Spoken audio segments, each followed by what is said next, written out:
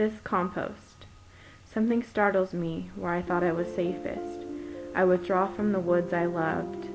I will not go on the pastures to walk. I will not strip the clothes from my body to meet my lover, the sea. I will not touch my flesh to the earth as to other flesh to renew me. Oh, how can it be the ground does not sicken? How can you be alive, you growths of spring? How can you furnish health, you blood of herbs, roots, orchards, grains? Are they not continually puting distempered corpse within you?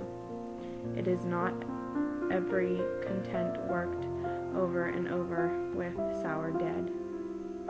Where have you disposed of other carcasses, those drunkards and gluttons, so many generations? Where have you drawn off all the foul liquid and meat? I do not see any of it upon you today, or perhaps I am deceived. I will run a furrow through the plough.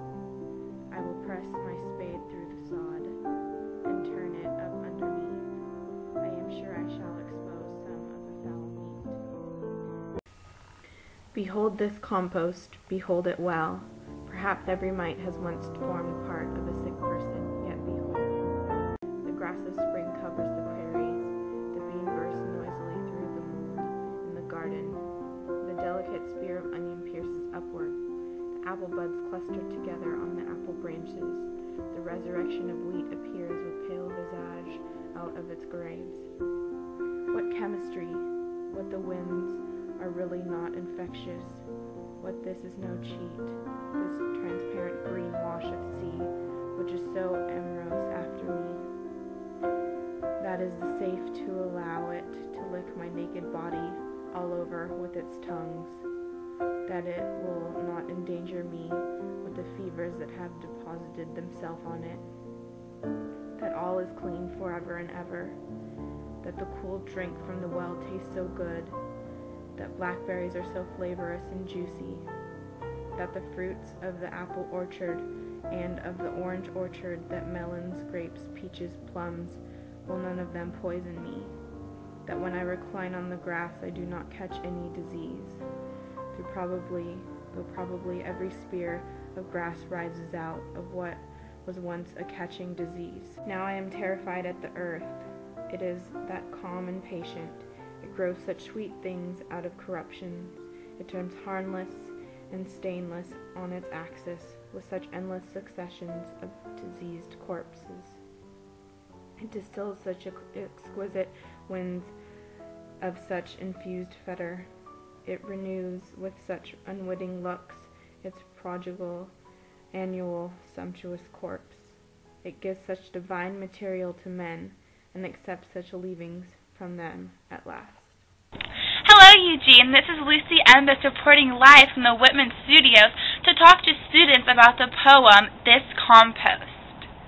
I'm going to walk up and see what this lady has to say about the poem, This Compost. So my favorite part about the poem is the repetition because it sort of ties the whole poem together and it really makes it flow. All right, thank you, Bianca. You're welcome. Hi, ma'am. I'm from Whitman Studios, and we're doing a story about the poem, This Compost. Oh my god, I love that poem! What's your name? My name's Nietzsche. And what's your favorite part about the poem? Well, I really like how Whitman makes the whole poem a juxtaposition. So, he starts off with saying how nature is corrupt, but then he starts talking about rebirth and regeneration. And then, he talks about the romantic views of nature, and it's so beautiful. It is a beautiful poem. Check out this man. Sir? Yeah? I'm Lucy Embus from Whitman Studios, and we're doing a story about the poem This Compost. Really now? Sir, what's your name? Paris? Have you ever read the poem This Compost? Actually, I have. Sir, what's your favorite part of the poem? I enjoy the montages that are created throughout the poem. They explain how even the smallest things in nature can be corrupt, but yet be so beautiful. Thank you, sir. Bianca, what's the most meaningful part of the poem? To me, it's when he is talking about how he won't allow himself to experience nature in the beginning of the poem, and then towards the end of it, he he's open and willing to experience nature and see what it's like. Thank you. So, Anita, what do you have to say about Whitman's word choice? Well, he uses words like thicken and corpses in the beginning to describe how corrupt nature is, but then when he starts to romanticize about nature, he uses words like sweet and exquisite. Harris, what else do you have to say about this compost? Well, I thought it was interesting that every time humans were explained in the poem, it was kind of negatively.